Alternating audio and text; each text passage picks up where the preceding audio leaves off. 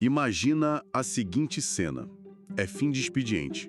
O escritório já está com aquelas luzes mais baixas e o silêncio impera. Aquele momento que só fica o zumbido do ar-condicionado, né? Isso. E tem um advogado lá terminando de revisar a última página de uma peça processual. Uma peça na qual ele trabalhou exaustivamente, dias a fio. Com aquele cuidado quase artesanal. Exatamente, tem um zelo ali. Ele ajusta o recuo dos parágrafos, confere se a jurisprudência é a mais recente, aí ele respira fundo e, com um misto de alívio e esperança, clica no botão do protocolo eletrônico. E na cabeça desse profissional existe toda uma imagem quase cinematográfica desse momento. Total. Ele acredita genuinamente que o próximo par de olhos a devorar aquelas páginas, a se deparar com aquela argumentação toda construída com tanto suor, vai ser o do magistrado. Um juiz que do outro lado da tela vai parar tudo, se debruçar sobre o caso, pesar cada palavra e se sensibilizar com a narrativa. Pois é, só que a quebra de expectativa vem com uma realidade bem nua e crua. Muito mais fria, porque antes de qualquer olhar humano, antes mesmo de um estagiário ou de um assessor abrir aquele arquivo de texto, um sistema de inteligência artificial já leu. Já leu, já classificou e já selou o destino inicial daquela petição. É como esse choque de realidade, com esse balde de água fria, que a gente abre o nosso mergulho de hoje. Sejam muito bem-vindos a mais um Deep Dive. Muito bom estar aqui de novo. Hoje a nossa missão neste Deep Dive é dissecar um artigo extremamente cirúrgico, assinado pelo André Medeiros, da Advoco Brasil. E o objetivo da nossa análise aqui não é instaurar o pânico, tá? Longe disso, não é anunciar o apocalipse da profissão. Exato. A ideia é explorar um atalho estratégico para quem precisa ser lido, compreendido e processado por essas máquinas que hoje guardam os portões do judiciário. Sabe o que mais salta aos olhos nesse texto do André Medeiros? É como ele ataca um sintoma crônico da advocacia contemporânea. E ele faz isso desmistificando uma falácia muito comum. Qual falácia exatamente? A de que a tecnologia é inimiga do jurista. Definitivamente não é. O verdadeiro equívoco, aquela armadilha conceitual na qual muitos profissionais excelentes ainda tropeçam, é redigir um documento complexo, como se o calendário ainda marcasse o ano de 1998. Ignorando solenemente os algoritmos. E isso, ignora-se que os algoritmos assumiram o papel de primeiros juízes de admissibilidade. O mercado jurídico não vive um apocalipse tecnológico como uns teóricos mais pessimistas adoram pregar. O cenário é justamente o oposto, né? Completamente. O que se desenha é um campo de oportunidades sem precedentes, mas só para quem compreende a nova gramática do sistema. O contencioso não acabou. Ele só mudou de idioma. Exatamente. E quem não aprender a dialogar com as máquinas vai continuar enviando cartas belíssimas que se perdem no meio de uma agência de correios totalmente automatizada. Faz muito sentido. E o artigo do André já começa tocando numa ferida que incomoda bastante a tradição jurídica. Ele fala sobre a morte da retórica passional. O fim do juridiquês emocional. Isso. A premissa dele é taxativa. Sistemas automatizados simplesmente não se impressionam com a retórica clássica.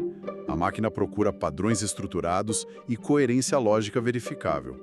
Mas lendo isso, me surge uma dúvida muito natural. Qual? O direito sempre foi construído sobre a ideia de persuasão, né? Sobre o peso da injustiça. Quando a gente retira a emoção do texto, o redator não corre o risco de entregar um material estéril, de perder justamente a força da narrativa que demonstra o dano sofrido por aquele cliente. Essa é a grande ilusão do romantismo jurídico. E permita-me uma dose de franqueza aqui sobre essas práticas mais arcaicas da profissão. Por favor. Achar que um processador de linguagem natural vai derramar uma lágrima binária por causa de uma citação em latim é uma ingenuidade tática formidável. Ou porque o advogado usou 5 adjetivos dramáticos em negrito e caixa alta. Nossa, sim. O meio jurídico cultivou por séculos essa cultura do excesso. O excesso de latinórios, as construções acusatórias inflamadas, aquele esforço retórico de tentar vencer a disputa no grito. No volume de páginas, na intensidade da indignação. Exato. Para um juiz humano de umas 3 décadas atrás, talvez o drama funcionasse como um elemento de persuasão, uma forma de ancorar a atenção no meio de tanto papel. Mas para o algoritmo que faz a triagem hoje, drama é apenas ruído não processável. Ruído puro. A máquina não tem capacidade de interpretar o nível de indignação com a parte contrária. Ela entende variáveis, entidades e relações de causa e efeito. Uma petição de 50 páginas, cheia de exclamações e citações poéticas, é, na verdade, o pior pesadelo de um algoritmo de indexação. É como tentar rodar um poema numa planilha de cálculos financeiros. Perfeita analogia. O sistema vai simplesmente travar ou ignorar os dados, porque eles não estão no formato esperado. E é exatamente para resolver esse ruído que o texto da Advoco Brasil apresenta uma metodologia baseada em 4 comandos práticos. 4 instruções estruturadas. Isso. Para transformar qualquer ferramenta de inteligência artificial generativa num revisor algorítmico implacável. E isso muito antes do documento chegar perto do protocolo oficial. O primeiro comando ele batiza de descontaminação textual. É um nome forte. E o foco é atuar como um filtro absoluto. A instrução que ele sugere exige que a IA atue como um especialista em linguagem neutra. Ela vai identificar e remover termos com carga emocional, acusatória ou excessivamente adjetivada. Mas tem uma regra de ouro aí. Preservar a tese jurídica intacta. Exatamente. Se a gente conecta essa ideia ao quadro geral da prática nos tribunais hoje, a eficácia de uma estratégia de descontaminação é brutal. Porque a grande dificuldade de quem redige não é compilar os fatos, é conseguir desapegar da própria narrativa apaixonada. O advogado meio que compra a briga do cliente, né? Compra totalmente, e o comando proposto força uma mudança de paradigma que é essencial. Deixar que os fatos conduzam o argumento e não o tom da voz. Vamos pensar num exemplo prático para materializar isso para quem nos escuta. Vamos lá. Em vez de o texto dizer algo como as atitudes absurdas, vis e flagrantemente maquiavélicas do réu destruíram por completo a boa-fé do contrato, Uma frase bem comum de se ver. muito comum, a máquina vai reescrever exigindo algo na linha de o réu descumpriu a cláusula 4 na terça-feira, resultando na rescisão contratual. Fica muito mais limpo. Muito. E o profissional não está enfraquecendo a tese ao fazer isso. Pelo contrário, ele está blindando a petição. O fato nu e cru é muito mais contundente para um sistema lógico do que a adjetivação hiperbólica. É um choque de clareza. E tem um detalhe brilhante nesse comando proposto pelo André Medeiros. Ele sugere pedir que a IA liste cada alteração realizada, justificando o porquê da remoção daquela palavra ou daquela frase. Isso é sensacional porque acaba servindo como um exercício de letramento algorítmico para o próprio redator. Exato. O redator acaba sendo treinado pela própria ferramenta a pensar de forma mais limpa nas próximas vezes. Ele passa a policiar os próprios excessos. Mas limpar o terreno, tirar a emoção e deixar os fatos evidentes é só a primeira camada dessa estratégia. A ponta do iceberg. Sim, porque logo em seguida, a tese nos leva ao segundo comando. O autor define isso como um mapa lógico explícito. Esse é fundamental. A premissa central aqui é que cada conclusão jurídica precisa estar obrigatoriamente conectada a um fato declarado no texto. Não pode haver nada implícito, nada presumido. É o fim do confie em mim que eu tô certo. O artigo resume isso de uma forma muito lúcida. O que não está explicitamente escrito, para o algoritmo, simplesmente não existe. Mas pensa bem, nós seres humanos conversamos por entrelinhas o tempo todo. Como essa transição afeta a forma do advogado organizar o pensamento na hora de escrever? Isso levanta uma questão fascinante sobre a diferença fundamental entre como o nosso cérebro processa informações contextuais e como a máquina opera. Nós fazemos saltos lógicos o tempo todo, baseados na nossa vivência. Dá um exemplo. É como dizer para um amigo assim: está chovendo muito forte lá fora, vou pegar o guarda-chuva. O seu amigo, por ter a bagagem cultural de um ser humano, ele entende implicitamente que o guarda-chuva serve para bloquear a água e manter a pessoa seca. Claro, ninguém precisa explicar para que serve o guarda-chuva numa conversa. O algoritmo não tem essa bagagem. Ele precisa que a estrutura informe o caminho completo. Está chovendo. Guarda-chuvas bloqueiam a chuva. Logo, levarei o guarda-chuva para não me molhar. Passo a passo. Passo a passo. Se esse passo intermediário for omitido, a máquina perde o fio da meada. E no universo jurídico, isso acontece diariamente. O redator escreve a premissa A, pula a premissa B porque ele considera que é um absurdo ter que explicar isso, afinal qualquer juiz sabe, e vai direto para a conclusão C. O problema é que a IA não preenche as lacunas do óbvio. Não preenche. É a morte da argumentação preguiçosa, aquela onde se espera que o leitor faça o trabalho pesado de conectar os pontos. E o comando desenhado para a IA nesse caso funciona como um inspetor de lógica. Ele orienta o sistema a varrer o texto, procurando a conclusão jurídica final e em seguida fazer o caminho inverso, caçando o fato material declarado que sustenta aquela conclusão. Engenharia reversa da própria lógica. Isso. Se a ferramenta encontra conexões implícitas, pressupostos que não foram declarados ou esses saltos lógicos que você comentou, ela deve sinalizar o buraco e reescrever o trecho. Torna a ligação visível e rastreável. A lógica deixa de morar só na cabeça de quem escreve e passa a habitar a arquitetura do texto de forma explícita. Exatamente. A clareza deixa de ser apenas um mérito literário e passa a ser um requisito técnico de processabilidade. Pensa numa petição que pede indenização por danos morais. O clássico. O algoritmo que lê o documento lá no tribunal vai buscar a tríade clássica do direito civil: o ato ilícito, o dano e o nexo de causalidade. E se o nexo de causalidade estiver só sugerido nas entrelinhas de um parágrafo hiperpassional? Aí o sistema de triagem pode classificar aquela peça com um grau de probabilidade menor de deferimento. O pior, envia para uma fila de análise genérica e atrasa todo o trâmite do processo. O mapa lógico explícito garante que a máquina consiga dar um cheque em todos os requisitos formais em frações de segundo. Isso nos leva a uma reflexão muito importante sobre a embalagem desse conteúdo todo. A gente limpou as emoções inúteis, amarrou a lógica sem deixar nenhum buraco interpretativo, mas a forma como esse texto se apresenta visualmente na página também entra na mira do método da Advoco Brasil. Com certeza, a estética estrutural importa para o robô. O terceiro comando abordado pelo artigo do André Medeiros trata justamente da reestruturação formal. Basicamente, criar padrões que a máquina consegue ler com facilidade. A instrução exige reorganizar o conteúdo em blocos formais que sejam facilmente reconhecíveis pelo judiciário. A sensação que dá além do artigo é que não basta o texto ser bom no mérito. Ele precisa ter a aparência exata que o sistema foi treinado para procurar. E essa é uma crítica velada, porém extremamente necessária, ao formato caótico de algumas peças que circulam hoje em dia. Tem documentos que são verdadeiros blocos maciços de texto. Laudas e mais laudas sem um único respiro. Sem marcadores. Sem uma arquitetura de informação mínima.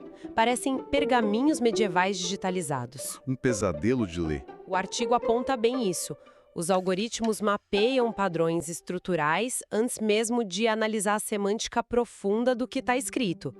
Se o documento não apresenta uma hierarquia clara, segmentada logicamente, com títulos evidentes, para fatos, fundamentos jurídicos e pedidos, ele já perde prioridade na indexação automática. O impacto prático disso no dia a dia deve ser severo. É severo. Uma peça mal estruturada, que parece mais um fluxo de consciência do advogado, entra naquela fila de processamento comum, exige mais poder computacional e muito mais tempo para ser decifrada. Por outro lado, uma peça modular, com aqueles marcadores de transição bem evidentes e uma hierarquia de títulos super clara, é digerida e classificada rapidinho. E a IA de revisão, ao executar esse terceiro comando de reestruturação, vai atuar como um editor implacável. Ela vai eliminar as redundâncias, vai extirpar aqueles parágrafos vazios que servem só para fazer volume que não tem função argumentativa real e formata tudo dentro desses blocos visuais. Sabe o que é interessante se a gente pensar bem? Esse esforço de otimização focado na máquina acaba sendo um favor imenso que se faz ao magistrado humano, aquele que eventualmente vai precisar ler e julgar o caso lá na frente. Um texto escaneável, limpo e direto poupa o tempo de todo mundo. Sem dúvida. Tem uma certa ironia em toda essa adaptação tecnológica, porque ao forçar a escrita a se tornar legível para um robô de triagem, O advogado acaba produzindo a petição perfeita para um ser humano que está sobrecarregado. Um juiz que tem, sei lá, centenas de processos para analisar na mesma semana. Ele vai agradecer imensamente por não ter que garimpar a tese principal no meio de 30 páginas de divagações filosóficas e choro. O algoritmo apenas institucionaliza aquela necessidade de objetividade que o sistema judicial já implora há décadas. É a tecnologia forçando a clareza que o bom senso não conseguiu impor. Mas antes desse documento chegar à mesa ou à tela de qualquer pessoa, existe aquela barreira de triagem invisível que a gente comentou. E aqui entramos no quarto e último pilar da tese do artigo. E esse é pesado. De tudo que foi exposto, este é indiscutivelmente o conceito mais sofisticado da metodologia: a engenharia reversa e a simulação de viés. O Comando 4 atua como teste de fogo final antes do protocolo eletrônico. A ideia é de usar a tecnologia não apenas para corrigir o próprio texto, mas para prever o comportamento do sistema adversário. Parece um movimento de xadrez antecipado. Esse comando é, de fato, uma obra-prima de tática defensiva. Ele subverte completamente a lógica passiva do protocolo tradicional. Aquela coisa de enviar o documento, cruzar os dedos e torcer para o melhor. Exatamente. Trata-se de pedir à própria inteligência artificial generativa, que está ali te ajudando na redação, para vestir a camisa do sistema de triagem automatizada do tribunal. É um jogo de espelhos fascinante. O objetivo é caçar preventivamente trechos que possam gerar ambiguidade na categorização temática, certo? Certo.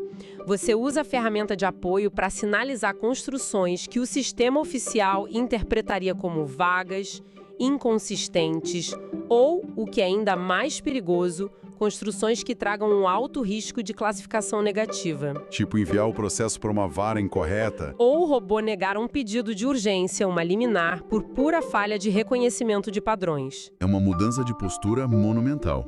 A diferença exata entre mandar um documento no escuro, confiando só na sorte e na boa vontade do leitor, e enviar um documento que foi rigorosamente otimizado para passar de fase. O André detalha no artigo que esse prompt pede expressamente para a IA apontar quais palavras-chave estão ausentes no texto.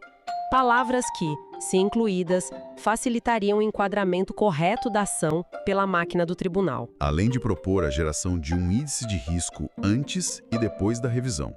Na prática, o advogado consegue antecipar a leitura que a máquina oficial vai fazer da peça. Se extrapolarmos isso para o quadro macro da competição no mercado jurídico, fica muito evidente que a aplicação dessa simulação de viés algorítmico transcende a advocacia tradicional. A gente entra direto no território da inteligência de dados aplicada ao direito. O sistema de triagem de um tribunal não é uma caixa preta movida à magia, afinal. Longe disso. Ele responde a estímulos lexicais muito específicos, a palavra-chave, a estruturas de dados pré-determinadas. Quando a IA de apoio analisa o seu esboço e alerta que falta uma palavra-chave fundamental para garantir a distribuição correta daquele mandado de segurança, por exemplo. Ou para acionar a prioridade de um pedido liminar. Sim, você ganha a chance inestimável de corrigir a rota antes que o dano sistêmico seja feito. Transforma-se o que antes era apenas uma peça literária num pacote de dados altamente otimizado para aprovação na infraestrutura digital do judiciário. Então, amarrando todos esses fios da nossa conversa de hoje, o que essa metodologia completa significa para quem acompanha a nossa análise e vive na pele essa realidade implacável dos prazos e protocolos processuais? O insight de ouro que conseguimos extrair do pensamento de André Medeiros é bem cristalino. Qual seria o veredito final? Escrever bem sempre foi a base fundamental da prática jurídica. Desde a fundação histórica da profissão, a clareza e a precisão sempre foram prestigiadas. Mas a nova fronteira não se limita mais apenas à clareza para a mente humana. A nova fronteira, o divisor de águas que efetivamente separa o documento que avança com fluidez pelos corredores virtuais daquele que fica travado numa fila invisível de exceções no sistema, é a legibilidade para algoritmos. É a capacidade de falar a língua de quem faz a primeira leitura. Com toda certeza. E a mensagem final que se consolida, sob uma ótica de otimismo pragmático que o artigo traz, é profundamente estimulante para quem atua na área. É libertadora, de certa forma. Sim, porque o contencioso deixou de ser um jogo de resistência literária. Não se trata mais de ver quem consegue escrever o maior número de páginas, quem domina o vocabulário mais hermético do latim, ou quem consegue imprimir a maior carga dramática no papel. O jogo evoluiu. É um exercício refinado de inteligência estratégica e arquitetura de informação.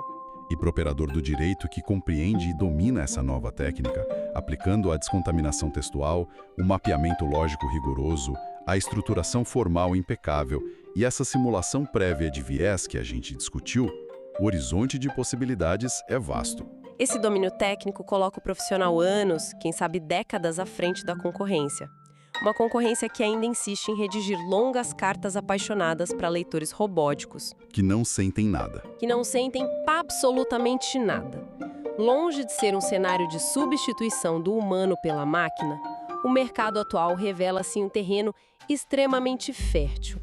Mais fértil para quem tem a flexibilidade de adaptar a técnica de comunicação à realidade concreta da infraestrutura dos tribunais modernos. É a adaptação como a chave verdadeira para a sobrevivência e para a excelência na profissão. Perfeito. E para fechar este nosso mergulho profundo nas ideias do texto da Advoco Brasil, eu deixo uma última reflexão. Uma provocação conceitual para quem nos ouve levar para o resto da semana e ficar pensando a respeito. Adoro essas provocações de fim de episódio. É de conhecimento geral que os sistemas de inteligência artificial adotados pelo judiciário são treinados, alimentados e constantemente calibrados com base na gigantesca massa de jurisprudência histórica e nas petições humanas redigidas até os dias de hoje. Um mar de dados passados. Essas peças, como a gente bem debateu aqui, carregam falhas.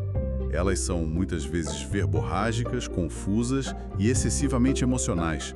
A provocação é a seguinte: se a partir deste momento histórico houver um movimento em massa para condicionar e otimizar as peças processuais à precisão fria, neutra e rigorosamente lógica que essas máquinas exigem atualmente, não estaríamos nós, de forma silenciosa e muito gradual, reescrevendo a própria estrutura do pensamento jurídico futuro? Nossa! Pois é, ao treinar a máquina com a nossa nova lógica otimizada hoje, não estamos moldando a forma como a própria justiça vai aprender a raciocinar, a interpretar e a decidir nas próximas décadas? Fica o questionamento no ar sobre quem realmente está programando quem nessa equação.